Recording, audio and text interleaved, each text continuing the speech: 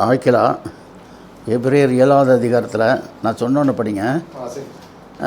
15 to 18. எபிரேயர் 7வது அதிகாரம் எடுத்து வச்சுங்க. சகரியா 85வது சங்கீதத்தில் 10, 11, 12, 13 எழுதி படிங்க. சகரியா முதல் ஆய்க்கலாம் படிங்க. எபிரேயர் 7ஆம் அதிகாரம் 14வது வசனம். இருங்க, நான் எடுத்துக்கிறேன். 93வது பக்கம். எபிரேயர் 7வது அதிகாரம் 15வது வசனம். அல்லாமலும் மெல்கிசேதேக்குக்கு ஒப்பாய் வேறொரு ஆசாரியர் எழும்புகிறார் என்று சொல்லியிருந்தபடினால் மேற்சொல்லியது மிகவும் பிரசித்தமாய் விளங்குகிறது. அவர் மாம்ச கட்டளையாகிய நியாயப்பிரமாணத்தின்படி ஆசாரியர் ஆகாமல் நீர் மெல்கிசேதேக்கின் முறைமையின்படி என்றைக்கு ஆசாரியராக இருக்கிறீர் என்று சொல்லிய சாட்சிக்கு தக்கதாக அழியாத ஜீவனுக்குரிய வல்லமையின்படியே ஆசாரியரானார். முந்தின கட்டளை பலவீனம் உள்ளதும் பயனற்றதுமாக மாற்றப்பட்டது. நியாயப்பிரமாணமானது ஒன்றையும் பூரணப்படுத்தவில்லை. அது நன்மையான நம்பிக்கையை பூரணப்படுத்துகிறது. அந்த நம்பிக்கையினாலே தேவனிடத்தில் சேரும்படி சேருகிறோம். போதும். ஏன்னு கேட்டால் இது சகரியா படிங்க. சங்கீத புத்தகம் 85ஆம் அதிகாரம். கிருபையும் சத்தியமும் ஒன்றை ஒன்று சந்திக்கும். நீதியும் சமாதானம் ஒன்றை ஒன்று முத்தம் செய்யும். சத்தியம் பூமியிலிருந்து முளைக்கும். நீதி வானத்திலிருந்து தாழ பார்க்கும். கர்த்தர் நன்மையானதை தருவார். நம்முடைய தேசமும் தன் பலனை கொடுக்கும். நீதி அவருக்கு முன்பாக சென்று அவர் அடிச்சுவடுகளின் வழியிலே நம்மை நிறுத்தும். ஆமேன். இப்பொழுது நாம் நேரடியாக செய்தி கடந்து போவோம்.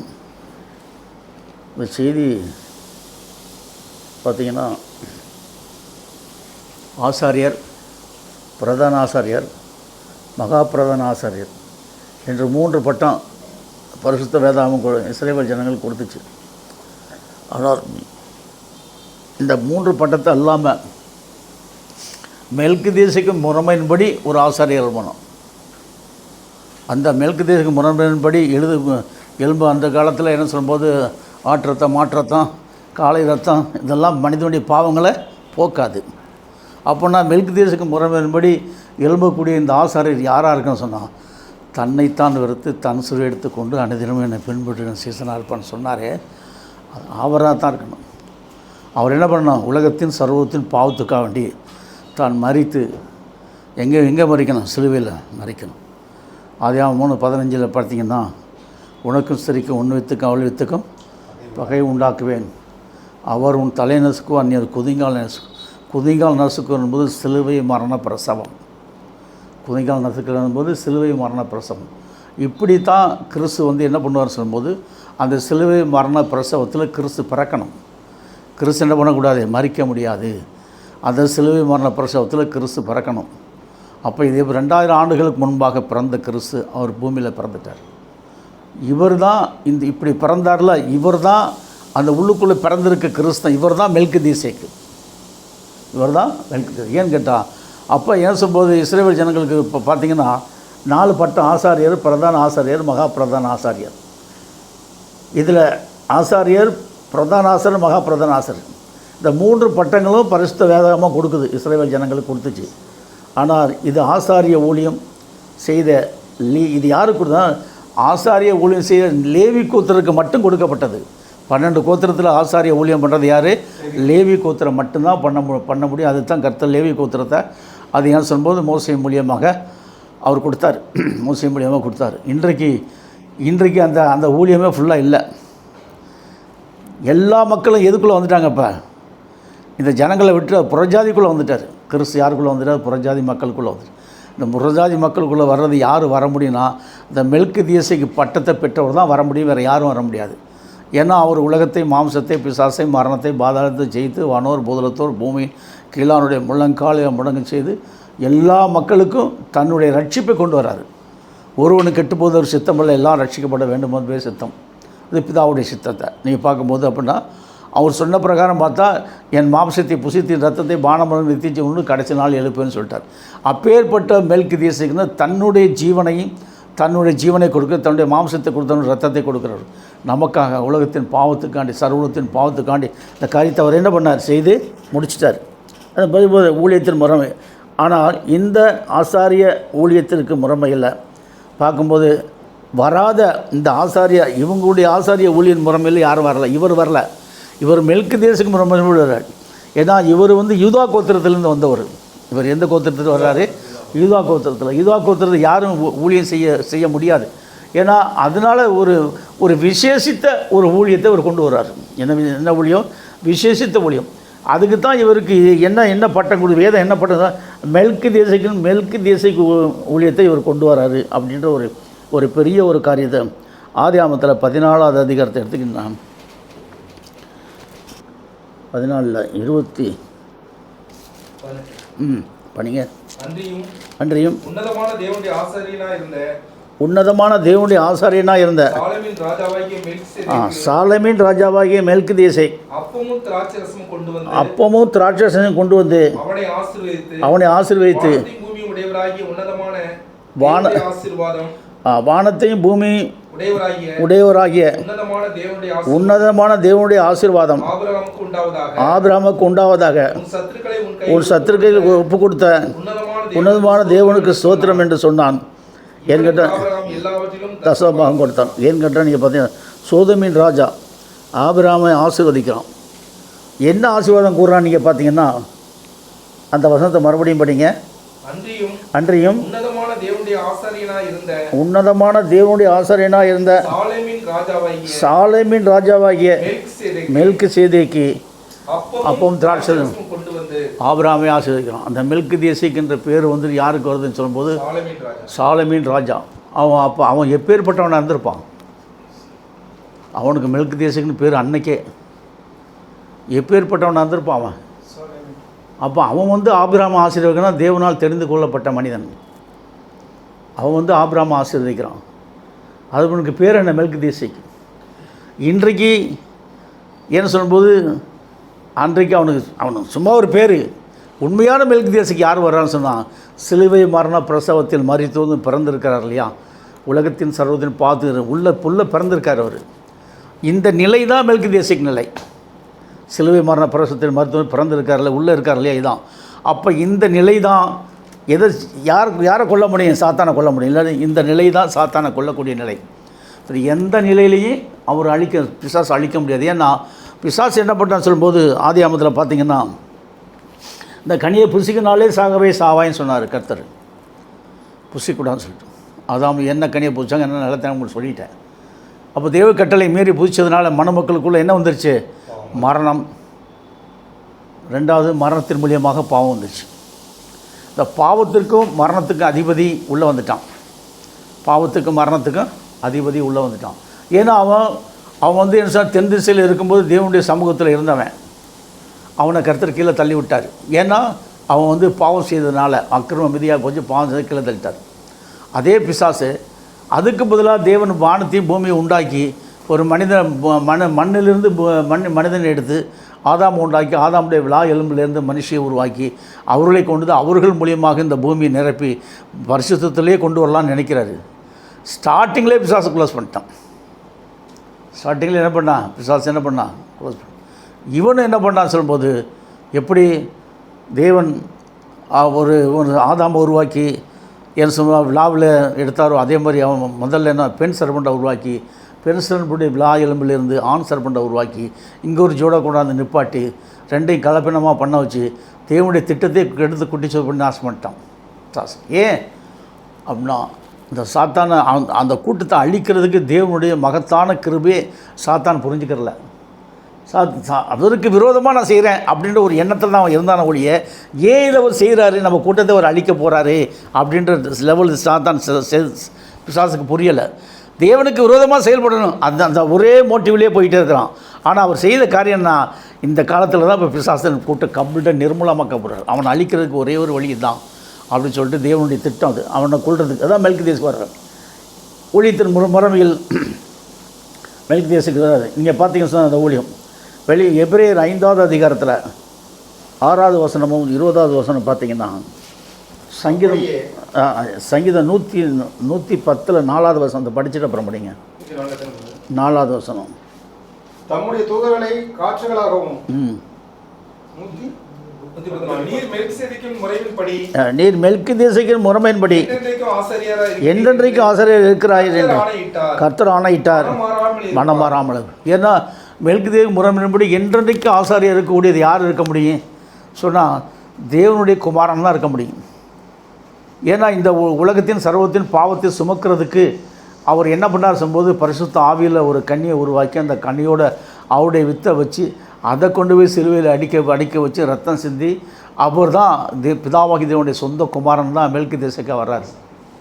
பிதாவாகி தேவனுடைய சொந்த குமாரன் தான். ஏன்னா அவர் தான் இந்த உலகத்தின் சர்வத்தின் பாவத்தை சுமந்து தீர்க்க முடியும். அவர் தான் சிலுவையில் அடிக்கப்பட்டவர். சிலுவையில் அடிக்கப்பட்டவர் யார்? பிதாவாகி தேவனுடைய சொந்த குமாரன். ஏன்னா எல்லோரும் கேட்பாங்க, பிதாவாகி தேவன் தனக்குன்னு ஒரு குமாரனை உருவாக்குறார். அதான் ஆதியாகமம் 1:15 திட்டம் தெளிவாக சொல்லிருக்க மறைக்கப்பட்ட ரகசியங்களை அநேகம் உங்களுக்கு நான் சொல்லியிருக்கேன். அப்போ அவர் சொந்த குமாரனை கொண்டு வந்து என்ன பண்ணார்? இப்போ கொண்டு வந்ததுனால பூமிக்கு என்ன வந்துருச்சு? சாபக்கேடு நீங்கி போச்சு. பூமிக்குள்ளே சாபக்கேடு நீங்கி போச்சு. அது மட்டும் கிடையாது, பூமிக்குரிய சாபக்கேடு நீங்கி போச்சு. மனுமக்களை எல்லாத்தையும் பிசாசு எதில் போட்டான்? பாவத்தில் உப்பில் ஊற போட்ட மாதிரி, உப்பில் ஊற போட்ட மாங்காய் மாதிரி பாவம் என்ற உப்பில் ஊற போட்டான். இன்றைக்கி அதிலிருந்து நீக்கிறது சாதாரண காரியம் இல்லை. அதுக்காண்டி பிதாவாகிய தேவன் தன்னுடைய சொந்த குமாரனை கொண்டு வந்து சிலுவையில் அடிக்க ஒப்பு கொடுத்து அவர் மூலியமாக அவர் தான் மெல்கிதேசுக்கு அவர் சிந்தப்பட்ட ரத்தம் நம்ம கழுவப்படும் போது நம்முடைய ஜென்ம கர்ம பாவங்கள் முற்றிலுமாக நீக்கப்பட்டு நான் பரிசுத்தம் மட்டும் அது மட்டும் கிடையாது, பாவம் கழுப்புற ஒன்றும் இடமிருந்து வலம் பண்ணும்போது சிலுவை மர பிரசவ 7 காய முத்திரை, 7 காயங்களுக்குள்ள முத்திரை. அந்த முத்திரைக்கு மேலே சிலுவை பட்டியல் உபதேசம். அந்த சிலுவை பற்றிய உபதேசத்துக்கு மேலே அவருடைய ஆராதனைக்குரிய நாமம் பிராணம்ன்ற நாமம் வந்துடுது. இப்போ 4 நம்மளுக்குள்ளே வந்துருச்சு. இப்போ நாம் யாராக மாறிட்டோம்? தேவபுத்திரர்களாக மாறிட்டோம். நம்ம யாராக இருக்கணும்ப்போ தேவபுத்திரர்கள், நடமாடும் தேவபுத்திரர்கள் நம்ம தான். அவர் என்றைக்கு ஏதோ வலது பார்த்த சமுத்திரத்தை வந்து இடது பார்த்த பூமியில் வந்து கர்ச்சிக்கிற சிங்கத்தை போல் திறக்கப்பட்ட புத்தகத்தை வச்சு நின்னாரோ அப்போ ஜெயம் கொண்டார் இல்லையா? இந்த ஜெயம் யாருக்குள்ளே வந்துருச்சு? ஊரின் திம்மி கொண்ட 7ஆம் தூதனுக்குள்ளே வந்துருச்சு. ஊரின் திம்மி கொண்ட 7ஆம் தூதன் மூலியமாக இன்றைக்கி மகிமையடைந்த மணவாட்டி சபைக்குள்ளே இந்த ஜெயம் வந்துக்கிட்டு இருக்குது. இப்போ இந்த ஜெயத்தை நான் பெற்றுக்கொண்டது போல் உங்களுக்கும் கர்த்தர் என் மூலியமாக அந்த ஜெயத்தை கொடுத்துட்டாரு. அப்போ என்ன சொல்லும்போது இனி வந்து சபை பெருகும். சபை யாரும் என்ன பண்ண முடியாது? தோக்கடிக்க முடியாது. ஏன்னா சபை யாருக்கு சொந்தம்? அவருக்கு சொந்தம். அதனால் அவர் என்ன சொன்னார்? சபைக்கு பேர் என்ன கொடுத்தாரு? மகிமையடைந்த மணவாட்டி சபை. சபைக்கு பேர் என்ன கொடுத்தாரு? மகிமை அடைந்த மணவாட்டி சபை. ஏன்னா இந்த சபை என்ன ஆச்சு? ஆதியிலே மகிமை அடைஞ்சிருச்சு. அதை இப்போ பூமியில் கொண்டு வந்துட்டார். இந்த பூமியில் கொண்டு வந்து பிசாசுக்கு என்ன பண்ண வெக்கப்பட்டு போகிறான். ஏன்னா மகிமை அடைந்த மணவாட்டி சபை. எல்லோரும் என்ன கேள்வி கேட்பாங்க, என்ன மகிமை அடைந்த மணவாட்டி சபை? எப்போ அவர் சொன்னார் நான் பேர் வச்சேன், அவ்வளோதான். அதோடு கட் பண்ணி வந்துடும். ஏன் அவன் சொல்ல வேண்டிய அவசியம் நம்மளுக்கு இல்லை. ஏன்னா நம்மளுக்கும் கர்த்தருக்கும் தெரியும். அப்போ என்ன சொல்லும்போது எப்பேற்பட்ட ஒரு காரியத்தை அவர் செய்து முடிச்சுட்டார் பாருங்கள். அடுத்து பார்த்தோம்போது இப்போ இந்த லேவி கோத்திர முறைமையின்படி தான் ஆசாரிய ஊழியத்தை வந்துச்சு. இன்றைக்கு நீங்கள் பார்த்தீங்கன்னு சொல்லும்போது ஆபிரகாம் வித்தில் ஆதியாகமம் 25 வசனத்தை பார்த்து ஆபிரகாம் வித்தில் கேத்துரால் சந்ததியில் எலியேசருடைய பேத்தி தான் கேத்துரால். ஆபிரகாமுடைய வித்தில் கேத்துரால் சந்ததியில் யார் எடுக்கிறாரு? ஊரின் திமுக ஊழியக்காரன் எடுக்கிறாரு. சம்பந்தம் இல்லாதபடி. புரியுதுங்களா? அப்போ என்னாச்சு? இந்த அந்த கோத்திரம் எல்லாம் கம்ப்ளீட்டாக கட்டாகி போச்சு. ஏன்னா அவங்க இந்த இனிமேல் கூட அவங்களுக்கு என்ன இல்லை? ஊழிய அழைப்பும் இல்லை, ஊழியம் கிடையாது, கம்ப்ளீட்டாக க்ளோஸ் பண்ணிட்டார். க்ளோஸ் பண்ணிட்ட பிற்பாடு இந்த மெல்கிதேசுக்கு வந்து எல்லாத்தையும் ஜெயம் கொண்ட பிற்பாடு யாரை 2000 ஆண்டுகள் கழித்து யார் எடுக்கிறான்னா அந்த ஊரின் தூய்மை கொண்ட ஊழியக்காரன் வந்து இவன் வந்து வேதத்தில் அனைத்து ரகசியங்களையும் மறைபொருளையும் சொல்லி இவன் ஏன் சொல்லும்போது காணா போன ஆடுகளாக இஸ்ரவேல் கூட்டத்தை கூட்டி செய்யக்கூடிய ஒரு மகத்தான கிருபையை கொண்டு வரார். அந்த வசனம் தெரியுமா? மத்தேயு 15 இல்லையா? காணா போன ஆடுகளாக இஸ்ரவேல் கூட்டம், காணா போன ஆடுகள் இஸ்ரவேல் கூட்டத்தை கூட்டி சேர்க்கிறார் இல்லையா? அது எவ்வளோ பெரிய காரியம் பாருங்கள். நான் எதுக்கு வந்தேன்? காணா போன ஆடுகளாக இஸ்ரவேல் கூட்டத்தை இஸ்ரவேலுக்காண்டி வந்தேன்னு சொல்கிறாரு. அந்த கானானியர் ஐயோ என் பிள்ளைகள் அது மேஜைகள் அப்பத்தின் துணிக்கைகளை திங்குமே சொல்லுது. பிள்ளைகளுடைய அப்பத்தை எடுத்த நாய்களுக்கு போல காணாமற் போன ஆடுகளாக இஸ்ரவேல் வீட்டாரிடத்துக்கு போங்கள், போகையில் பரலோக ராஜ்யம் சமீபித்திருக்கிறது என்று பிரசங்கியுங்கள். இல்லை இந்த காணா ஒரு அது ஸ்ரீ கேட்குறாள் அப்போ சொல்கிறார், காணா போன ஆடுகளாக இஸ்ரேல் கூட்டத்தில் நான் வந்தேன்னு சொன்னார். ஊழியத்தின் முறைமையில் எடுத்தேன். எபிரேயர் 5வது அதிகாரத்தில் 6:20. அப்படியே வேறொரு இடத்தில் நீர் மெல்கிசேதேக்கின் முறைமையின்படி என்றென்றைக்கும் ஆசாரியர் இருக்கிறீர் என்று சொல்லியிருக்கிறார். ஏன்னா அப்படியே நீர் மெல்கிசேதேக்கு முறைமையின்படி என்றென்றைக்கும் ஆசாரியர் இருக்கிறீர், என்றென்றைக்கும் ஆசாரியர் இருக்கிறார். அப்போ மெல்கிசேதேக்கு முறைமையின்படி அவர் எப்படி இருக்கார்? என்றென்றைக்கும் ஆசாரியாக இருக்கிறார். அதில் 20வது வசனம் பார்த்தீங்கன்னா அதில் இல்லையா? சரி, ஆமாம் இல்லையோ, சரி. எபிரேயர் 7வது அதிகாரத்தில் 7:20. நமக்கு முன்னோடியினராகிய கிறிஸ்து பிரானோம் மெல்கிசேதேக்கு முறைமையின்படி நித்திய பிரதான ஆசாரியராய்.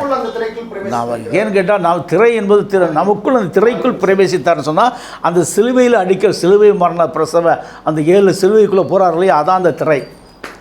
அந்த திரைக்குள்ளே நமக்குள்ளே போயிட்டார். அப்போ அவர் எந்த திரைக்குள்ளே பிரவேசித்தாரோ அந்த திரையுடைய அச்சடையாளம் நமக்குள்ளே வரும்பொழுது நாமும் அவருக்குள்ளே பிரவேசித்தோம். அவர் எப்படி ஜெயம் கொண்டாரோ அத்தனை ஜெயம் யாருக்குள்ளே வந்துருச்சு? நமக்குள்ளே வந்துருச்சு. இப்போ நம்மளை ஜெயிக்கிறதுக்கு யாராலேயே முடியாது. அப்போ நம்மளை கண்டோன்னே பிசாசுக்கு என்ன வரும்? கொலை நடுக்க வரும். ஏன்னா உலகத்தில் இருப்பவனை காட்டிலும் எனக்குள் இருப்பவர் நமக்குள் இருப்பவர் பெரியவர். ஒரு அதான் நடக்கும் பொழுது என்ன நடக்கும்னு சொல்லும்போது, நீ நடந்தே போவ, நீ ரோட்டில் தான் நடப்பேன், ஆனால் திடீர்னு அந்த இடத்துல நடந்து போகும். கிட்டுக்கிட்டுன்னு ஏறிட்டார் மலை மேலே, ஜெபம் பண்ணார், அந்த இடத்துலேயே போனார், மலையில் போய் ஜெபம் பண்ணி திரும்ப அந்த இடத்துலேயே வந்து கடல் மேல் நடக்கிறாரு. அவர் உனக்குள்ளே இருக்கிறதுனால இந்த நிலை நமக்குள்ளே வரும். இந்த நிலை நமக்குள்ளே வர்றதுக்குரிய சந்தர்ப்பம் இருக்குது. எப்போ அவருக்காக நீ செயல்படும்போது, அவருக்காக நீ பாடுபடும்போது, இந்த ஊழியத்தில் ஆத்துமக்களை சேர்க்கும்போது, முழங்காலில் நின்று ஜெபிக்கும்போது அவர் ஆத்துமக்களை தருவார். அதில் பார்த்தோம் அப்போஸ்தலர் 1:11. அப்போஸ்தலர் 1:11 நினைக்கிறேன் ஒரு வசனம் வரும். அப்போ நம்ம என்ன சொல்லும்போது, ரட்சிக்கப்படுவர்களை கர்த்தர் அனுதினமும் சபையிலே கூட்டி சேர்த்தார். ரட்சிக்கப்படுவர்களை கர்த்தர் அனுதினமும் சபையிலே கூட்டி சேர்த்து ரட்சிக்கப்படுகிறவர்களை தேவனை துதித்து ஜனங்கள் எல்லோரிடத்திலும் தயவு பெற்றிருந்தார்கள். ரட்சிக்கப்படுவர்களை கர்த்தர் அனுதினமும் சபையில் சேர்த்தார். ஏன்னா ரட்சிக்கப்படுகிறவர்களே கர்த்தர் அனுதினமும் சபையில் சேர்த்தார். ஏன்னா அப்போ எல்லாத்தையும் ஒன்றா கொண்டாந்து போட்டுட்டாங்க. போட்டு ஒன்றா ஒரே இடத்துல உட்காந்து ஜெபிக்கும்போது இப்போ தேவா இறங்கி பெரிய காரியங்களை செய்து அவங்களுக்கு பெரிய ஒரு வல்லமையை கொடுத்து அந்த ஏரியா முழுவதும் ரட்சிக்கப்படுறதுக்கு பெரிய காரியங்களை செய்தார். ஆனால் இன்றைக்கு அப்படி அல்ல. இந்த சத்தியத்தின் மூலியமாக தான் கொண்டு வர்றாரு. அன்னைக்கு பெந்தகோஸ்து பரிசுத்தாய் ஊற்றப்பட்ட மாதிரி நடிக்கிறான். அன்னைக்கு நல்லா கவனிங்க, பெந்தகோஸ்து பரிசுத்தாய் ஊற்றப்பட்ட பாப்பா ஓ ஷிக்கா பாப்பா அக்கா அக்கா எவ்வளோ நடிப்பு. இவனுக்குள்ளே அந்த ஆவி கிடையாது. 40 வருஷம் மேலே போயிட்டார். அதுக்கு பதிலாக பிசாசனவன் அவனுடைய ஆவியை ஊற்றி இவங்களை குதிக்க வச்சு ஆட வச்சு என்னமோ பரலோகமே இறங்கிட்ட மாதிரி ஒரு ஆக்ஷன் ஒன்றுமே இல்லை. ஒரு கிட்டத்தட்ட ஒரு மணி நேரம் போதே மறுபடியும் குளிர் பண்ணி அலாரம் பண்ணி போயிடுவாங்க, வெதுப்பாயிடுவாங்க. ஏன்? இது ஒரு ஆக்ஷன். அந்த கிறிஸ்து சும்மா இருப்பானா? புரியுதுங்களா? இந்த மக்களை எல்லாம் அதாவது எது சொல்வது, பிசாசு கூட்டம் வருது, ஆண்டவரே எங்களை பாதாளத்துக்கு அனுப்பிடுறாரு, இந்த பண்ணி கூட்டத்தில் போச்சுடணும் போகன்னாரு. போயிடுச்சு. கிடுக்குன்னு எல்லாம் போய் என்ன போச்சு? மாண்டு போச்சு. இன்றைக்கு பன்றிகளுக்குள்ளே போன அதே ஆவி பன்றியினுடைய உள்ளான ரூபத்தையும் வெளியான சாயலையும் எடுத்துக்கிட்டு இன்றைக்கி கிறிஸ்து புருனோமுக்கு விரோதமான முறையில் வருது. அது எந்த நாமத்தை ஆராதிக்க வருது? இப்போ இந்த ஜனங்களை சும்மா விடுமா? அப்போ இந்த ஆவி என்ன ஆவியாக இருக்குது? பன்றியுடைய உள்ளான ரூபத்தையும் வெளியான சாயலையும் தரித்து கொண்ட ஆவி. ஏன்னா அதுகளுக்கு கோபம் இவர் மேலே. நம்மளுக்கு பாதாளத்துக்கு அனுப்புறது இருந்தார். நம்ம எதோ சரி இதுக்குள்ளே போச்சுன்னா இதுக்குள்ளே அனுப்பிச்சிட்டாரு. இதுக்குள்ளே வந்தோன்னே மாட்டிக்கிருச்சு. எல்லாவையும் எப்படி மாட்டிக்கிருச்சு? பன்றி நேரம் கீழே போய் சமுத்திரத்தை செத்து போச்சு. அப்போ செத்து போனால் வேறு உருவம் எடுக்க முடியாதா? அந்த பன்றியோட ரூபத்தையும் சாலையும் எடுத்துக்கிட்டு அப்போ கிறிஸ்துக்கு விரோதமாக இந்த ஆவிகள் செயல்படுது. அதுதான் இன்றைக்கு மாற்றிட்டான். எதை? நாமத்தை மாற்றிட்டான். இப்போ இந்த ஆவிகளுக்கு என்ன இருக்குது? யார் மேலே காண்டு இருக்கு? திரு புனோ மேலே பயங்கர காண்டு இருக்குது. நாமத்தை மாற்றி நானும் வர்றேன் பாரு, உள்ள உனக்கு விரோதமாக நிற்கிறேன் பாரு, உன்னால் முடிஞ்சா பாரு, என்னால் கடைசியில் அழிவு தான். பிசாசுக்கு என்ன வந்துருச்சு? அழிவு. அவன் படக்கூடிய செயலுக்கு தக்கபடி அழிவு வந்துடுச்சு. அப்போ எவ்வளோ பெரிய காரியத்தை லகுவான முறையில் முடிக்கிறார். ஒரு செகண்ட் ஒரு பாட்டில் முடிச்சுடுவார். அதுவே எபிரேயர் 7வது அதிகாரத்தில் 1வது வசனம் பாருங்கள். இந்த மெல்கிதேசேக்கு சாலேமின் ராஜாவும் உன்னதமான தேவனுடைய ஆசாரியமாய் இருந்தால் உன்னதமான தேவனுடைய ஆசாரியமாய் இருந்தான். ராஜாக்களை முறியடித்து வந்த ஆபிரகாமுக்கு இவனை எதிர்கொண்டு போய் எதிர்கொண்டு போய் அவனை ஆசீர்வதித்தான். அப்போ இந்த மெல்கிதேசுக்கு இப்போ நான் சொன்னேன், இப்போ இங்கேருந்து எடுத்து கொடுத்தேன், ஆதியாகமம் 14வது வசனத்துலேருந்து எடுத்து கொடுத்தேன். அப்போ அவனுக்கு முன்னாடி ஆபிரகாம் பிறக்கிறதுக்கு முன்னாடியே ஒரு மெல்கிதேசை கர்த்தர் வச்சுருக்காரு. ஒரு மெல்கிதேசை கர்த்தர் வச்சுருக்காரு. அவர் ஆபிரகாமை வந்து ஆசீர்வதிக்கார். இப்போ கேத்துராவுடைய சந்ததியில் வந்த நமக்குள்ளாக இந்த சத்தியம் நமக்குள்ளே வந்துருச்சு. இப்போ ஏன்னா இந்த ஊழியத்தை செய்வங்க இவங்க தான் பண்ண முடியும். யாருடைய வித்தில் வர்றாங்க? ஆபிரகாம் விதத்தில் கேத்துராவுடைய சந்ததியில் வர்ற இவங்க தான் இந்த ஊழியத்தை, சிறப்பான ஊழியத்தை பண்ண முடியும். இவங்களுக்கு தான் தகுதி இருக்குது, மற்றவங்களுக்கு தகுதி இல்லை. எப்படியோ ஒரு கலப்படமாக வந்துடும். இதில் ஒரிஜினலாக இருக்கிறவங்களும் இருக்கிறாங்க, கலப்படமாக வர்றவங்களும் இருக்காங்க. சில பேர் பல விதத்தில் கர்த்தர் கூட்டி சேர்த்துருவார். எல்லா மார்க்கத்திலையும் இருக்கிறாங்க. இதில் 10 விதமான மார்க்கம் இருக்குது. 10 மார்க்கத்தில் இருக்கக்கூடிய மக்கள் எல்லாம் கர்த்தர் தான் கூட்டி சேர்க்கணும். ரட்சிக்கப்படுகிற கர்த்தர் அனைத்தினமும் சபையிலேயே கூட்டி சேர்த்தார். ஆனால் அதுக்கு நம்ம என்ன பண்ண முழங்கால தான் நிற்கணும். அடுத்து நீங்கள் பார்த்தீங்கன்னா இப்படி ஒரு பெரிய ஒரு காரியத்தை கொண்டு வந்துட்டு அதை 10வது வசனம் 15, 16, 17, 18 முடிய இந்த வாரம் எனக்கு 11லேருந்து படிங்க. அல்லாமலும் இஸ்ரவேல் ஜனங்கள் லேவி கோத்திர ஆசாரிய முறைமைப்பட்டிருந்தார்கள் அல்லவா? நியாயப்பிரமாணத்தை பெற்றார்கள். அந்த ஆசாரிய முறைமையினாலே பூரணப்படுதல் உண்டாயிருக்குமானால் ஆரோனுடைய முறைமையின்படி அழைக்கப்படாமல் மெல்கிதேக்கு முறைமையின்படி அழைக்கப்பட்ட பத்தியலா. ஏன்னா இப்போ அது அந்த என்ன பூரணப்பட முடியல. அது வந்து அந்த ஆசாரித்துவம் பூரணப்பட முடியல. ரெண்டாவது பெந்தகோஸ்து நாளில் பரிசுத்த ஆவியானவர் வந்து இந்த ஊழியத்தின் அடுத்து 40 வருஷம் அதுவும் குலசாகி போச்சு. இப்போ இன்றைக்கு குதிக்கிறதுலாம் வேஸ்ட்டு தான். அப்போ இன்றைக்கு இந்த சாயங்கால வெளிச்ச நேரத்தில் ஊரின் 7ஆம் தூதன் மூலியமாக ஒரு மெல்கிதேசேக்கினுடைய ஆசாரியத்துவம் ஒரு ஊழியம் வரணும். அது வரும்பொழுது தான் ஆதி அப்போஸ்தலர் விட்டு சென்ற அந்த நாமம் வருது. அப்போ இந்த வேதத்துக்கு என்ன வருது? உயிர் வருது. ஏன்னா வேதத்துக்கு இந்த இடத்துல நம்ம அந்த ஆதி அப்போஸ்தலர் ஆராதித்த நாமத்தை நம்ம போட்டு ஆராதிக்கிறோம். அப்போ இந்த வேதத்துக்கு உயிர் வந்துருச்சு. பிசாசு வெக்கப்பட்டு போயிட்டான். தள்ளப்பட்ட ஆவிகளுக்கெல்லாம் என்ன ஆகி போச்சு? நாணி கோணி குறுகி போச்சு. எந்த ஆவிகளும் நம்மளை எதிர்த்து நிற்கிறதுக்கு பலன் இல்லை. ஏன்னா அவருடைய மொத்த பலனை நம்மளுக்குள்ளே வைக்கிறாரு, இந்த சபைக்குள்ளே வைக்கிறார். அதுதான் சொல்கிறார். திரும்ப எவ்வளோ தெளிவாக சொல்கிறார் பாருங்க. ஆரோனுடைய முறைமையின்படி ஏன்னு கேட்டால் போகிறேன். அல்லாமலும் இஸ்ரவேல் ஜனங்கள் லேவி கோத்திர ஆசாரிய முறைமை பெற்றிருந்த நியாயப்பிரமாணத்தை பெற்றார்கள். ஆனால் அந்த ஆசாரிய முறைமையின்படி பூரணப்படுதல் உண்டாயிருக்குமானால் ஆரோனுடைய முறைமையின்படி அழைக்கப்படாமல் மெல்கிதேசேக்குடைய முறைமையின்படி அழைக்கப்பட்ட வேறொரு ஆசிரியர். அப்போ இது என்ன நீங்கள் பார்த்தீங்கன்னு சொல்லும்போது ஆரோனுடைய முறைமையின்படி ஊழியத்துக்கு அழைக்கிறாங்க எல்லாருமே. அப்போ இது செத்துப்போன ஊழியம். மெல்கிதேசேக்கு முறைமையின்படி ஒரு ஆசாரியம் வர்றான். மெல்கிதேசேக்கு முறைமையின்படி ஒரு ஆசாரியம் வர்றான். அப்போ இந்த அழைப்பு தான் உன்னதமான அழைப்பு. இந்த அழைப்பு தான் உயிரோட்டமுள்ள அழைப்பு. இந்த அழைப்பின் மூலியமாக தான் என்ன வருது? அப்போ இந்த அழைப்பு எதை கொண்டு வரும்? ஆராதனைக்குரிய நாமத்தை கொண்டு வரும். ஆதி அப்போஸ்தலர் எந்த நாமத்தை ஆராதித்தாங்களோ அந்த நாமத்தை கொண்டு வரும். இதுதான் மெல்கிதேசேக்குடைய அழைப்பு. அப்போ இந்த அழைப்பில் வரக்கூடிய அந்த ஆசாரியம் எப்படி இருப்பான்னு சொன்னால், எப்படி இந்த ஆசாரியருக்கு முன்பாக யாரும் எதிர்த்து நிற்க முடியாது. எதிர்த்து நிற்கிறதுக்கு அவங்களுக்கு என்ன இல்லாமல் போச்சு? பலன் இல்லாமல் போச்சு. உனக்கு முன்பாக ஒருவனை எதிர்த்து நிற்க.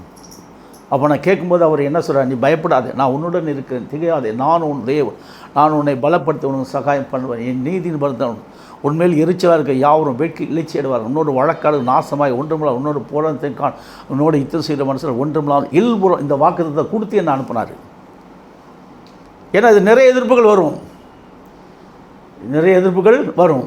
அப்போ இன்றைக்கு ஏசன்றாம ஆராதிக்கணும் நாம கிடையாது, ஆராதிக்கக்கூடாதுன்னு சொல்லும்போது அவங்களுக்கு என்ன வந்துடுது? ஆதி அப்போஸ்தலர் ஆராய்ச்சி விட்டு சென்ற நாமத்தை திரும்ப கொண்டு வரும்போது இந்த உலகம் பூரா இன்றைக்கு அப்படியே ஏசன்ற நாமத்தை ஆராய்ச்சி என்னமோ பெரிய ஒரு ஒன்றுக்குமே தெரியாது, வலதுக்கு இடதுக்கு வித்தியாசம் தெரியாத மக்கள்லாம் அதில் போய் மாட்டிக்கிட்டாங்க. இயேசு நாமத்தில் மாட்டிக்கணும். அவங்களை விடுவித்து காப்பாற்றக்கூடிய மகத்தான உன்னதமான பொறுப்பு நம்ம கையில் கொடுத்ததுனால நம்ம இன்றைக்கி நிலைச்சு நிற்கிறோம். அப்பேற்பட்ட ஒரு பொறுப்பை கொடுத்துடும். ஆசாரியத்துவம் மாற்றப்பட்டிருக்கோம், பூர்ணப்படுத்தணும்னு சொல்லிட்டாங்களே. மெல்கிதேக்கு முறைமையின்படி ஆசாரியத்துவம் மாற்றப்பட்டிருக்குமே. ஆனால் அதை படிச்சுட்டே வாங்க. ஆசாரியத்துவம் மாற்றப்பட்டிருக்குமே ஆனால் மாற்றப்பட வேண்டியதாகும். ஏன்னா இப்போ நம்மளுக்கு அதாவது விசுவாச பிரமாணம் வந்திருக்கு, நியாயப்பிரமாணம் நம்மளுக்கு இல்லை.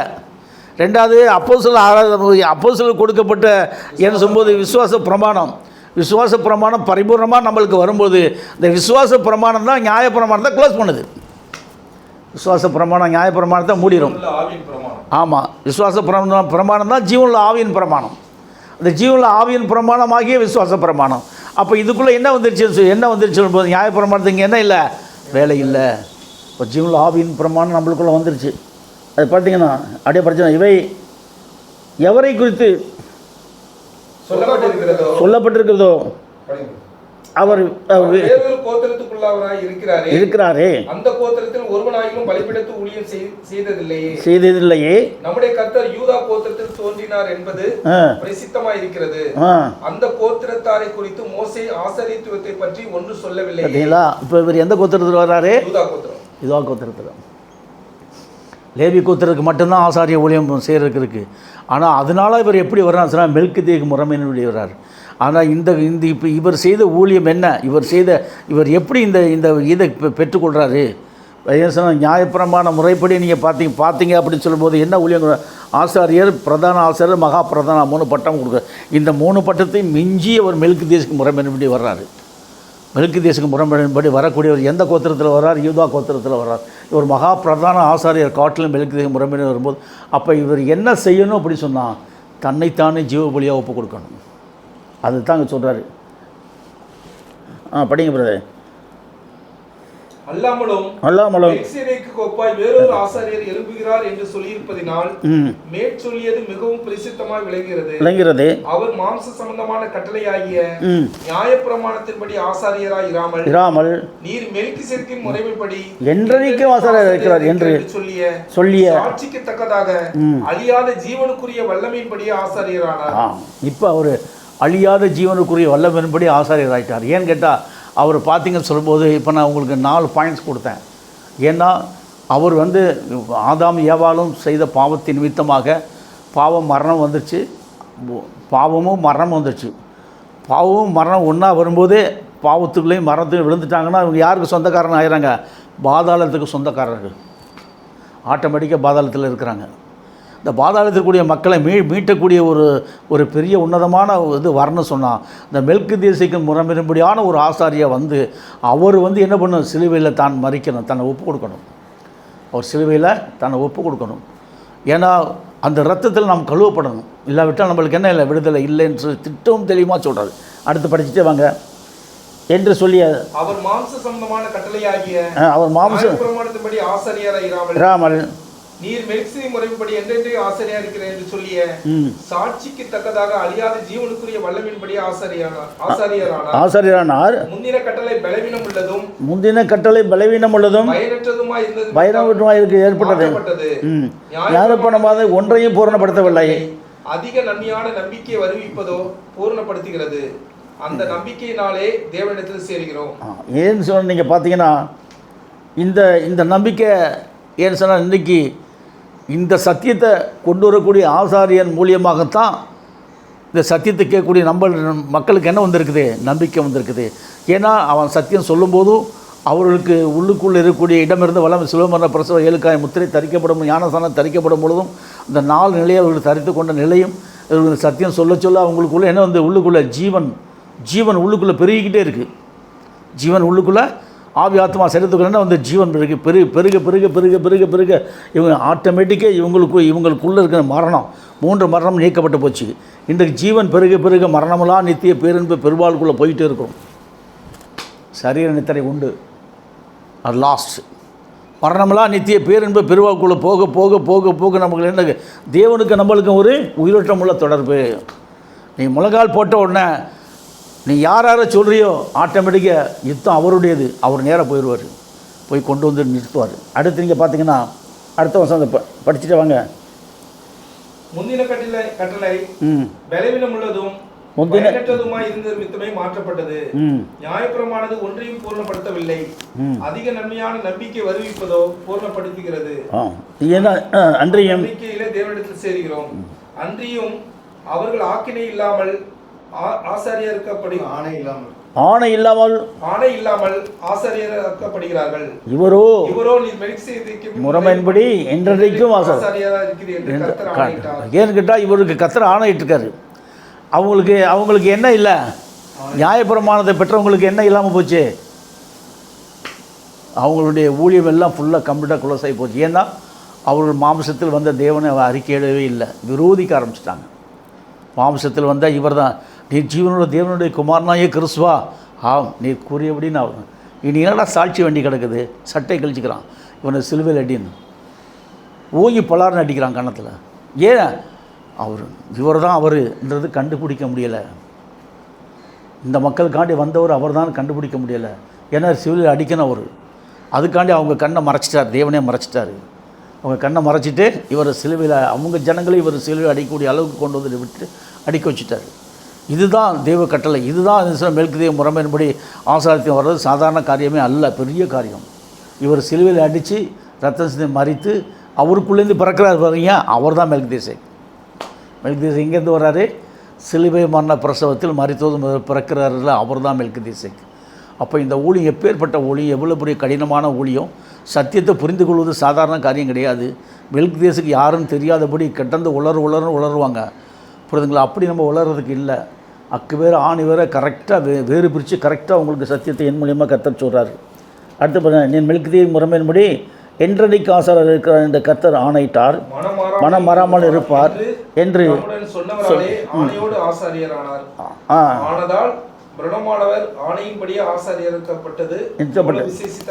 காரியமோ அவ்வளவு விசேஷித்த உடன்படிக்கைக்கு பிணையாளியானார். ஏன்னு கேட்டால் இன்றைக்கு அந்த உடன்படிக்கை எல்லாம் இவருக்குள்ளே தான் இருக்குது. அதாவது நியாயபுரமான கட்டளை கொடுத்தார் இல்லையா அந்த ஜனங்களுக்கு. இப்போ நம்மளுக்கு அந்த நியாயபுரமான இல்லாதபடி 2 உடன்படிக்கை கொடுத்துட்டாரு. நம்மளுக்கு நியாயபுரமான இல்லை. ஏன்னா தேவனுடைய அன்பு, நம்ம அன்பு பாரு, அன்பு சத்தியம்தான். இந்த சத்தியத்துக்காண்டி நம்ம முழங்கால் போட்டு தேவனுடைய ஒப்பு கொடுத்து இந்த அன்பை, இந்த சத்தியத்தை வெளியரங்கமாக கொண்டு வரணும்னு சொல்லிட்டு முழங்கால் போட்டு நம்ம ஜெபிக்கும்போது இந்த ஏரியாவில் யார் இந்த சத்தியத்துக்கு முன்குறிக்கப்பட்டிருக்கோம் அவர்கள் முதல்ல அவர் கூட்டி சேர்ப்பார். கூட்டி சேர்க்க ஆத்மாவில் பெருகிக்கிட்டே இருக்கும். இதுதான் இந்த காரியம் நம்ம செய்யணும் சொல்லிட்டாரு. மேலும் நமது மூலமாய் தேவனிடத்தில் சேர்கிறதற்கு சிலாக்கியத்தை பெற்றாங்க. அடுத்து பார்த்திங்கன்னா எபிரேயர் 9வது அதிகாரத்தில் 22 நியாய பிரமாணத்தின்படி கொஞ்சம் குறைய எல்லா ரத்தத்தினாலே சுத்திகரிக்கப்படும். ரத்தம் சிந்தனை இல்லாமல் மன்னிப்பு உண்டாகாது. ரத்தம் சிந்தனை இல்லாமல் என்ன இல்லை? மன்னிப்பு, பாவ மன்னிப்பு. அந்த மன்னிப்பு உண்டாகாது. ஆமாம், அதாவது ரத்தம் சிந்தனை இல்லாமல் மன்னிப்புனா பாவ மன்னிப்பு. அப்போ அடுத்து என்ன சொல்லும்போது ரத்தம் சிந்தனை இல்லாமல் என்ன இல்லை? மன்னிப்பு உண்டாகுது. ஆதலால் உள்ளவர்களுக்கு சாயலானவர்கள் இப்படிப்பட்ட பலிகளாலே சுத்திரிக்கப்பட வேண்டியதா இருந்தது. பரலோகத்தில் உள்ளவர்களோ இவைகளில் விசேஷித்த பலிகளாலே சுத்திகரிக்க வேண்டியதாமே. ஆமாம், அது எழுதும்போது என்ன சொன்னால், இப்போ அவர் சொல்கிறாரு இந்த அதாவது பலிகளை குறித்து அதை 10 விதமான பலிகள் செலுத்துவாங்க. நியாயப்பிரமாணப்படி பலிகள் செலுத்துறதுலாம் இருக்குது. ஆனால் எல்லா பலிகளுக்கும் மேலான பலியாக இவர் போய் செலுத்திட்டார். அதான் நியாயப்பிரமாணத்தின்படி எல்லாம் இரத்தத்தினாலே சுத்திகரிக்கப்படும். அடுத்து பார்த்தீங்கன்னா வசனம் 11-12 கிறிஸ்துவானவர் வரப்போகிற நன்மைகளுக்குரிய பிரதான ஆசாரியராய் வெளிப்பட்டு மெல்கிதேசேக்கு முறைமையின்படி பிரதான ஆசை வெளிப்பட்டு கையினால் செய்யப்பட்டதாகிய இந்த சிருஷ்டி சம்பந்தமான கூடாரத்தின் வழியாக அல்ல, பெரிதும் உத்தமமான கூடாரத்தின் வழியாக வெள்ளாட்டுக்கடா இளங்காலை இவருடைய இரத்தத்தினாலே அல்ல, தம்முடைய சொந்த இரத்தத்தினாலும் ஒரே தரம் மகா பரிசுத்த ஸ்தலத்திலே பிரவேசித்து மீட்பை உண்டு பண்ணிட்டாரா. இப்போ இவர் நித்திய மீட்பு ஒரே தினமாக. ஏன்னு சொன்னால் அவர் சிலுவையில் அடிக்கப்பட்ட உடனே மெல்கிதேய முறைமையின்படி இவர் சிலுவையில் அடிக்க போகிறாரு. ஆனால் என்ன சொன்ன இவனெல்லாம் என்ன நினச்சிட்டு இருக்கானோ ஆசாரியர்கள் நினச்சினா அவர் ரொம்ப கேவலமாக அற்பமாக நினச்சிட்டு அவரை சிலுவையில் அடிக்க ஒப்புக் கொடுக்குறான். ஆனால் யாருக்கும் எதுவும் தெரிய முடியாதபடி, எவனும் கண்டுகொள்ள முடியாதபடி, இவர் தான் மெல்கிதேசேக்கு, இவர் தான் மகா பிரதான ஆசாரியர், இவர் ரத்தம் சிந்தணும், இவர் பலி கொடுக்கணும், ஒரே பலி, ஏக பலி, இவர் யாருன்னா இவர் தான் கிறிஸ்து, இவர் தான் சாவடிக்கணும்னு சொல்லிட்டு இவர் சிலுவையில் அடிக்கும்போது இந்த ரத்தத்தினால தான் எல்லாருக்கும் என்ன உண்டு, உலகத்தின் சர்வலோகத்தின் பாவத்தை சுமந்து தீர்க்கக்கூடிய ஒரு மகத்தான கிருபையை அவர் லகுவான முறையில் செய்து முடிச்சிட்டார். லகுவான முறையில் செய்து முடிச்சிட்டார். எந்த விதமான நிசப்தமும் இல்லாதபடி சைலன்ஸாக செய்து முடிச்சிட்டாரு. ஏன்னு கேட்டால் அதான் சார், ரத்தத்தினாலும் ஒரே தரம் மகா பரிசுத்த ஸ்தலத்தில் பிரவேசித்து நித்திய மீட்பை உண்டு பண்ணினார். அந்த கிறிஸ்து பிரவேசித்த இந்த மகா பரிசுத்த ஸ்தலம் எது? சிலுவை மரண பிரசவத்தில் இரத்தம் நீக்கப்பட்ட அந்த சரீரத்துக்குள் கிறிஸ்து மரித்து பிறந்தார். இதுதான் மகா பரிசுத்த ஸ்தலம், இதுதான் மகா பரிசுத்தமே. எபிரேயரில் ஏதோ ஒரு வசனம் ஒரு ஞாபகம் இருக்கா? எபேசியர் நினைக்கிறேன். மெய்யான நீதியிலும் பரிசுத்தத்திலும் ஏன்னு கேட்டால் மெய்யான நீதி பரிசுத்தத்திலும் தேவனுடைய சாயலால் சிருஷ்டிக்கப்பட்ட இவரை நாம் தரித்திருக்கிறோம். அப்போ எப்பேற்பட்ட ஒரு அந்த மெய்யான நீதியிலும் பரிசுத்தத்திலும் தேவனுடைய சாயலால் சிருஷ்டிக்கப்பட்டவரை நாம் தரித்து கொள்ளும்போது அது எதில் கிடைக்குதுன்னு நம்மளுக்குன்னா, அவர் தான் மெய்யான நீதியிலும் பரிசுத்தத்திலும் தேவனுடைய சாயலால் சிருஷ்டிக்கப்பட்ட அவர் நமக்குள்ளே வந்துட்டார். ஏன்னா அவர் தான் தேவன், அவர் தான் எல்லாத்தையும் ஜெயம் கொண்டவர். நமக்குள்ளே இன்றைக்கி ஜெயங்கொள்ள வந்து உட்காந்துக்கிட்டார். அப்போ ஏன் சொன்ன, பிசாசுக்கு என்ன இல்லை, வேலை இல்லை, அவனை காலி பண்ணிட்டார். ரத்தம் நீக்கப்பட்ட அந்த சரீரத்துடன் கிறிஸ்து மரித்து பிறந்தார். சிலுவை அடிக்கப்பட்டது. அதாவது இடமிருந்து வளம் என்னும்போது சிலுவை மரண பிரசவத்தில் 7 காய முத்திரைக்குள் பரிசுத்த அலங்காரம். இதுதான் மரித்து முதல் பிறந்தார். இதுதான் பரிசுத்த அலங்காரம். கிறிஸ்து பின்னும் பரிசுத்த அலங்காரமாகிய மெல்கிதேசேக்கு முறைமையின்படி மரித்து முதல் பிறந்து அவர் என்ன சொல்லும்போது எல்லாத்தையும் ஜெயம் கொண்டார். இந்த நிலையில் மேற்படியான உண்மையானபடி பிறந்த இந்த கிறிஸ்து பிரணோமே ஆரோனை காட்டிலும் மோசையை காட்டிலும் கனமான ஊழியத்தை செய்ததற்கு கர்த்தர் அனுமதித்தார். ஆரோன் செய்த ஊழியம் என்ன, மோசே செய்த ஊழியம் என்ன? இஸ்ரவேல் ஜனங்களை அந்த எகிப்திலேருந்து கொண்டு வந்து அவங்க கானான் தேசத்தை பங்கிட்டு கொடுத்து அவங்கள வாழ வச்ச ஊழியந்தான் அது. ஆனால் அவங்களும் கீழ்ப்படியாத ஜனங்க. அந்த ஜனங்களுக்கு மத்தியில் சம்போது அந்த 2000 ஆண்டுகளுக்கு முன்பாக அவர் தோன்றி அவர் என்ன சொன்னாலும் அந்த ஜனங்க அவர் நிராகரித்தாங்கள ஒழிய கேட்குறதுக்கு எந்த விதமான இதுவும் இல்லை.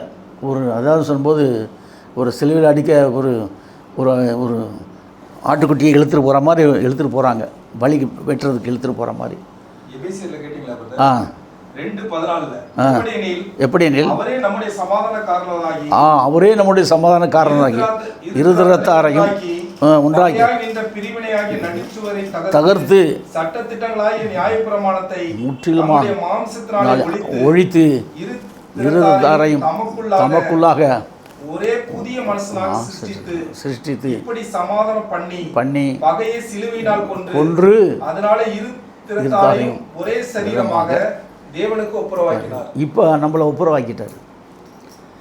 இந்த காரியத்தை நான் மற்றவங்களுக்கு செய்யணும். யாருக்கு இந்த சத்தியம் தெரியாது, யாருக்கு இந்த சத்தியமே தெரியாது. ஏன்னா பைபிள் வச்சுருப்பாங்க, எல்லோரும் படிப்பாங்க, ரகசியம் புரியணும் இல்லையா? இந்த ரகசியத்தை சொல்லித்தரதுக்கு யார் தான் இது எழுதின ஆர்த்தர் தான் எனக்குள்ளே இருக்காது. எழுதினவரே எனக்குள்ளே இருந்து சொன்னால் தான் எனக்கு புரியலாட்டி புரியுமா? நல்லா கவனிங்க, எழுதினவரே எனக்குள்ளே இருக்கணும். நீங்கள் ஆதியாகமம் 1ஆவது அதிகாரம் படிங்களே, அதில் அங்கே யார் இருக்கான்னு பாருங்கள்.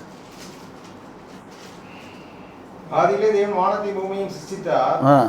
பூமியானது ஒழுங்கின்மையும் வெறுமையுமாய் இருந்தது. ஆழத்தின் மேல் இருள் இருந்தது. தேவ ஆவியானவர் ஜலத்தின் மேல் அசைவாடி கொண்டிருந்தார். அதான் அந்த தேவ ஆவி, இந்த இது உருவாக்கின தேவ ஆவி எனக்குள்ளே இருக்காது. ஜலம் என்பது ஜனங்கள். தேவா என்ன பண்ணுறாரு? இப்போ ஜலத்தின் மேல் மக்கள் மேல் என்ன பண்ணுறாரு? அசைவாடுறாரு. எப்படி வர்றாரு? வார்த்தையின்படி. ஆதியிலே வார்த்தை, இந்த வார்த்தை தேவனிடத்திலிருந்து, இந்த வார்த்தை தேவனாக இருந்தது, அந்த வார்த்தை மாம்சமானது. அப்போ எவ்வளோ பெரிய ஒரு கிருபைக்குள்ளாக நம்மளை நடத்தக்கூடிய சத்தியத்தை நம்மளுக்கு கொடுத்து நம்மளை எங்கே கொண்டு போய் நிறுத்திட்டார்? இப்போ பரலோகவாசியாக நிறுத்த. பூமியில் நாம் இருக்கிறோம், நாம் பரலோகவாசிகள். பரலோகத்துக்கு நம்மளுக்கு என்ன சொந்தம் இருக்குது? நாம் பரலோகத்துக்கு சொந்தக்காரங்களாம் மாறிட்டோம். ஏன்னா நாம் எவ்வளோ பெரிய ஒரு கேடான சிந்தை, அதாவது சொன்ன இந்த ஒன்றுக்கு உதவாத இந்த மாம்சம், ஒன்றுக்கு உதவாத இந்த சரீரத்தை இன்றைக்கு கர்த்தர் எப்படி கர்த்தருடைய ஆலயமாக மாற்றிட்டார். இன்னொரு வசனம் 16-17 படிங்க. பேசி நினைக்கிறேன் 2வது அதிகாரத்தில் இல்லை, அது இல்லை, அதாவது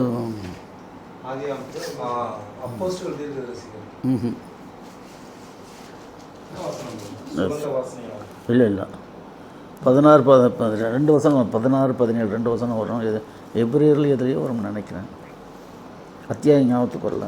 சரி இருக்கட்டும், வரலாம். சரீரத்தை குறித்து சொல்கிறாரு. சரீரத்தை குறித்து சொல்லுவார். சரீரம், நம்ம சரீரத்தை குறித்து சொல்லுவார். நம்ம சரீரம் எப்பேற்பட்ட சரீரமாக இருக்குது அப்படின்னு சொல்லி சொல்கிறாரு. படிங்க, வந்துடுச்சு. 1 Corinthians 3வது அதிகாரத்தில் 16-17 நீங்கள் தேவனுடைய ஆலயமாக இருக்கிறீர்கள் என்றும் தேவனுடைய ஆவி உங்களில் வாசமாக இருக்கிறோம் அறியாது இருக்கிறீர்களாம். ஒருவர் தேவனுடைய ஆலயத்தை கெடுத்தால் அவனை தேவன் கெடுப்பார் இருக்கிறது. அப்போ இப்போ தான் இது, இந்த பாக்கியம் இப்போ தான் நம்மளுக்கு கிடச்சிருக்கு. இந்த பாக்கியம் எப்போ கிடச்சிருக்குது? இப்போ தான். அது இது வரைக்கும் உலகத்தில் அவனுக்கு கிடச்சிருக்கா? இல்லை. இந்த தேவனுடைய ஆலயம் பரிசுத்தமாக இருக்கா? இல்லை, அசுத்தமாக தான் இருக்கு. உள்ள எல்லா உலக மக்களுடைய தேவனுடைய சரீரம் ஃபுல்லாக எப்படி இருக்குது? இப்போ அசுத்தமாக தான் இருக்குது. ஏன் அசுத்தமாக இருக்குன்னு சொன்னால், உண்மையான ஆராதனை இருக்கிற நாமத்தை அவங்க ஆராதிக்கலை. சிலுவையில் அடிக்கப்படாத இயேசுன்ற நாமத்தை ஆராதிக்கும் போது அந்த சரீரத்துக்குள்ளே என்ன இருக்குது? பாவம் நீக்கப்படலை, மரணமும் பாதாளமும் இருக்குது உள்ளுக்குள்ளே. அப்போ இந்த சரீரங்கள் உயிரோடு இயேசுன்ற நாமத்தை ஆராதிக்க அவங்க எப்படி பாதாளவாசிகளாக தான் மாறிட்டு இருக்காங்க. ஆனால் இந்த சத்தியம் நம்ம வெளியில் போய் இந்த ஜனங்களை உள்ளே கொண்டு வர்றதுக்குரிய வழியை நம்ம திறக்கலை. முழங்காலில் நிற்கணும், சத்தியத்தை வெளியில் அனுப்பணும். இதை யாராச்சும் படித்து வரணும். அதுக்காண்டி வாட்ஸ்அப்பில் நம்ம போடுறது பெருசு கிடையாது. அது படிக்கணும், அதுக்காண்டி முழங்கால் போட்டு நல்லா ஜெபிக்கணும். அது படிச்சுட்டு சத்தியத்துக்கு ஓடி வரணும். அதுக்காண்டி நம்ம பெருசு அந்த ஜனங்களை இழுக்கணும். அப்போ எப்படி இழுக்க முடியும் சொல்லும்போது சத்தியம்தான். சத்தியத்திற்கு சத்தியம்தான் அந்த ஜனங்களை கொண்டு வர முடியும். இது யாரும் கொண்டு வர முடியாது. ஏன்னு கேட்டால் அந்த சத்தியத்தை ஒரு ட்ரிப் அப்படியே கூர்ந்து கவனிச்சிட்டான்னா கர்த்தர் தொட்டுவார். ஏன் நம்ம ஜெபம் இருக்குது. அதுக்காண்டி தான் நம்ம இவ்வளோ பிரயாசப்படுறோம். ஏன்னு கேட்டால் இன்றைக்கு சொன்னீங்க சொன்னால் இந்த கடினமான ஊழியத்தை கர்த்தர் அழைத்தார். எதுக்கு அழைத்தார்? ஆரோனையும் மோசையும் இந்த கடினமான ஊழியத்திற்கு கர்த்தர் அழைத்தார். ஆனால் இவர்களுக்கு மெல்கிதேசுக்கு முறைமையான ஊழியம் கிடையாது. ஏன் இவங்களுக்கு எல்லாம் போச்சு? ஏன்னு கேட்டால் இன்றைக்கு பஸ்கா ஆட்டுக்குட்டி, இது என்ன ஊழியம்னா பஸ்கா ஆட்டுக்குட்டின்னு ஊழியம். இது என்ன ஊழியம்? பஸ்கா ஆட்டுக்குட்டின்னு ஊழியம். என்னுடைய மாம்சத்தை புசித்து ரத்தத்தை பானம் பண்ணுவதற்கு நித்தியஜீவன் உண்டு, கடைசி நாளில் நான் அதுக்காக நம்ம வாரம் என்ன பண்ணுறோம்? அப்பம் விற்கிறோம். அடுத்து நீங்கள் பார்த்தீங்கன்னா அடுத்த வாரத்தில் வாரம் வச்சுருவோம். இந்த மெல்கிதேசுக்கு ஊழியத்தை ஊரின் திமியம் கொண்ட 7ஆம் தூதன் தான் கொண்டு வர முடியும். இந்த மெல்கிதேசு ஊழியத்தை யார் கொண்டு வர முடியும்? ஊரின் திமியம் கொண்ட 7ஆம் தூதன். இந்த ஊரின் திமியம்ன்றது எங்கே இருக்கிறது? படிங்க. அந்த ஊரின் திமியம் பழைய ஏற்பாட்டில் வருது பாருங்கள். ஏன்னு கேட்டால் அது அந்த ஊரின் திமியம் கொண்ட அந்த ஆசாரியன் எலும்பு மட்டும் இவர்கள் மகாபரிசுத்தத்திலே புசிக்கத்தகாத திருசதா அவர்களுக்கு சொன்னான்றது. அந்த ஊரின் திமியம் கொண்ட ஆசாரியன் எலும்பு மட்டும் என்பவைக்குள்ள ஒரு ஆசான எலும்பு மட்டும் இவர்கள் பரிசுத்தமானது தகாது என்று திருசதா அவர்களுக்கு சொன்னார். இப்போ என்ன சொன்ன? இந்த ஊரின் திம்மி கொண்ட ஆசாரியம் வந்து தான் மகாபரிசுத்தம் என்பது அவருடைய மாம்சமும் ரத்தமும் மற்றவங்க கொடுக்க முடியாது. இப்போ எங்கே கொண்டது எங்கே சக்க வச்சுட்டாரு? 2000 வருஷமாக சிலுவையில் அடிக்கப்படாத நாமத்தை ஆராதிச்சு 2000 வருஷமாக அப்பம் விட்டு மாம்சத்தை புதிச்சாங்க. யாருடைய மாம்சம்? கிறிஸ்துவுக்கும் அவங்களுக்கு என்ன இல்லை, சம்மந்தம் இல்லாது போயிட்டாங்களே. இப்போ இந்த சத்தியத்தை எப்படியாச்சும் அவங்களுக்கு போய் சொல்லி ஆகணும். ஏன்னு சொல்லும் போது ரட்சிக்கப்படுகிறீர்கள், அதில் கர்த்தர் வச்சுருப்பார் யாரையாச்சும். அதுக்கு ஒரே ஒரு வழி தான், முழங்கால் தான். முழங்கால் என்ன நம்ம ஜெபித்தால் ஒழிய இந்த ஆத்மக்களை விடுதலை செய்ய முடியாது. ஏன்னா அந்த அளவுக்கு கட்டியிருக்கான் விசுவாசம். என்ன இயேசு நாமத்தை விட்டுட்டு வர்றதுக்கு அவங்களுக்கு என்ன இல்லை? ஏன்னா நீ உலகம் பூரா இயேசு நாமம் தான் த்ரூ அவுட் வேர்ல்டு. அதுலேருந்து ஒரு இன்ச்சு கூட எவன் நகல மாட்டான். அந்த அளவுக்கு கட்டி வச்சுருக்கான் கட்டை. அந்த கட்டுக்கள் அவுக்கிறதுக்கு தேவனுடைய வார்த்தை புறப்பட்டு போய் தான் அவுக்க முடியும். தேவனுடைய வார்த்தை நம்ம அனுப்பும்போது இந்த சத்தியத்தை கேட்க வாட்ஸ்அப்பில் வைக்கும்போது பிடிச்ச கேட்க அவங்களுக்கு எல்லாம் வெக்கப்பட்டு போயிடும். 7ஆம் தூதன் கொண்ட வர முடியும். இந்த ஊழியக்காரன் 2000 ஆண்டுகள் கழித்து தான் இந்த ஊழியத்தை இந்த பூமிக்கு கொண்டு வருகிறான். ஆமேன். நீங்கள் பார்த்தீங்கன்னா எபிரேயர் 9:1-6 முதலாம் கூடாரம் இருங்க. இஸ்ரேல் ஜனங்க என்ன பண்ணுறாங்க? முதலாம் கூடாரத்தை உண்டு பண்ணுறாங்க. அதுக்குள்ளே பலி கொடுக்குறது கொடுக்குற நம்ம இதெல்லாம் 2ஆம் கூடாரம் மகாபரிசுத்தலம். 2ஆம் கூடாரத்தையும் உண்டாக்கிட்டாங்க. 2ஆம் கூடாரத்தையும் உண்டாக்கி அதுக்குள்ளே இவங்க என்ன பண்ணுறாங்க? வருஷத்துக்கு ஒரு பண்ணும்போது மகாபிரதான ஆசனம் போயிட்டு ரத்த பலி செலுத்துவோம், எல்லாம் பொறுத்துவோம், எல்லாம் பண்ணுவோம், அது பண்ணுவோம். அப்பேற்பட்ட ஜனங்களுக்கு என்ன இல்லாமல் பண்ணிட்டார்? ரட்சிப்பு இல்லாமல் பண்ணிட்டார்.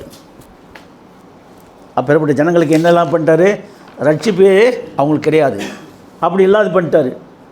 அதே சமயத்தில் என்ன சொன்னால் இதில் முதலாம் கூடாரம் 2ஆம் கூடாரம் ஒரு ஒப்பனையாக கொடுக்கப்பட்டது. முதலாம் கூடாரமும் 2ஆம் கூடாரமும் ஒப்பனையாக. இதற்கு ஒரிஜினல் ஒப்பனை கிறிஸ்து பிரணோம் முதலாம் கூடாரத்திற்கு ஒரிஜினல் ஒப்பனையாக, 2ஆம் கூடாரத்துக்கு ஒரிஜினல் ஒப்பனையாகவும் இருக்கிறார்.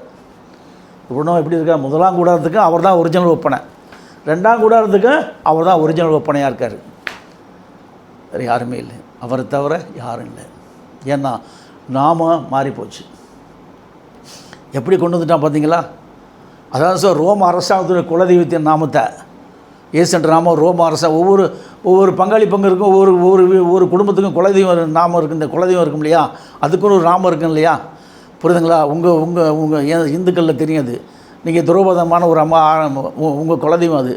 அதே மாதிரி என்ன சொல்லும்போது ஒவ்வொருத்தருக்கும் தனித்தனி ஒரு குலதெய்வம் இருக்கும். அந்த குலதெய்வத்தை அவங்க ஆராய்ப்பாங்க. அப்படி ரோம அரசாங்கத்துடைய குலதெய்வம் தான் இயேசுன்ற நாமம்.